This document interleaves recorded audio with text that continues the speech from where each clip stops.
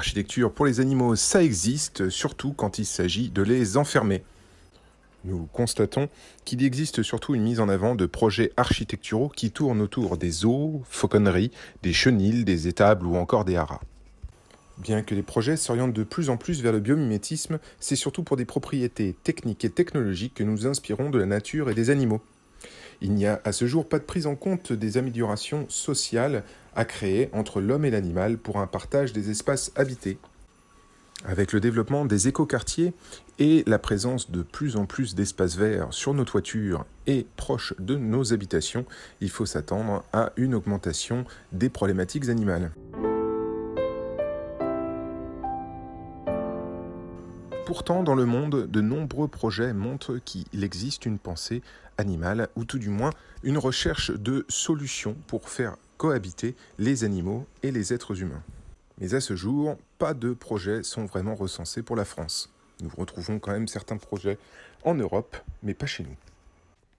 Enfin, pas chez nous, si. Il y en a quelques-uns qui existent, notamment au niveau de la voirie avec la création de certains aqueducs et également des propositions d'adaptation qui existent dans les villes. Cependant, ces projets restent à une échelle assez anecdotique. Sur cet exemple, vous pouvez voir une problématique réelle, un pigeonnier implanté en plein milieu de la voirie, à peine 3 mètres d'un jardin. Alors le pourquoi ? Eh bien simplement parce qu'il y a une grosse problématique d'entente entre les services. Tout le monde se renvoie la balle, personne ne sait qui doit gérer quoi. Il n'y a pas de politique à échelle nationale non plus sur le sujet. Et enfin, on a des budgets qui sont assez limités et donc personne ne veut les assumer. Mais pourquoi ça ? Eh bien tout d'abord, il faut reprendre le processus architectural et revoir comment fonctionne un projet en son ensemble. Un projet, c'est avant tout des idées et un objectif où, à ce moment-là, très souvent, la question animale peut être abordée. Puis, la création d'une équipe qui va mettre en œuvre ce projet. Et enfin, le bâtiment fini qui sera le résultat de ce travail. Mais quand il y a un problème à la livraison du projet, c'est là que l'on va chercher un coupable et naturellement se retourner soit vers l'élu, soit vers l'architecte directement, qu'on va considérer comme responsable du problème. Comme disait Jobs, les meilleures choses qui arrivent dans le monde de l'entreprise ne sont pas le résultat d'un seul homme, c'est le travail de toute une équipe et il en va aussi pour l'inverse. Pour comprendre le fonctionnement d'un projet, il faut voir quels sont les acteurs de ce projet. Il y a d'abord des investisseurs, puis des élus, des concepteurs, des gestionnaires, des fabricants, des entrepreneurs et enfin l'utilisateur final. Toute l'équipe va donc suivre un schéma organisationnel précis, composé dans un premier temps de la phase de conception, celle où nous pensons le projet, suivi de la phase d'exécution, où vont être définis les moyens mis en œuvre pour créer le projet, et enfin la phase de travaux, où c'est la réalisation de ce dernier. Bien que rare, il arrive qu'à la phase de conception, la question de la faune soit abordée. Mais alors, pourquoi n'y a-t-il pas de prise en compte de la question animale à la fin du projet ? C'est quoi ce bordel ? Eh bien, tout simplement, entre la phase de conception et la phase de travaux, il y a une partie obligatoire qui s'appelle la gestion du budget. À ce moment-là, on va prendre les obligations légales au projet et ce qui est essentiel et le plus important à traiter, à savoir les normes, le plan local d'urbanisme, le code du travail ou encore l'hygiène. Tout ce qui n'est pas obligatoire peut donc porter à discussion et venir à être supprimé du projet. La question animale se retrouve donc à cette étape supprimée. Peut-on changer quelque chose ?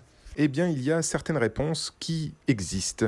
La première est de repartir en arrière et de revenir sur cette fameuse phase d'exécution, et plus précisément au moment de cette gestion budgétaire. Comme je vous le disais, on a pris en compte certaines obligations. Il y a parmi celles-ci une qui s'appelle le plan local d'urbanisme, le PLU, et dans ce PLU, eh bien, il faudrait rendre obligatoire la question animale. Le PLU, c'est ce qui définit toutes les obligations urbanistiques et de ce fait également architecturales dans les projets qui sont à présenter à une ville. Pourtant, le PLU présente tout de même la question faune-flore, ainsi que la préservation des espèces, faune-flore également, mais aussi la prise en compte des incidences sur l'environnement, Malheureusement, cette dernière est surtout vue sous une question de pollution, et notamment aussi de consommation énergétique, mais pas forcément sur la question sociale ou d'intégration animale.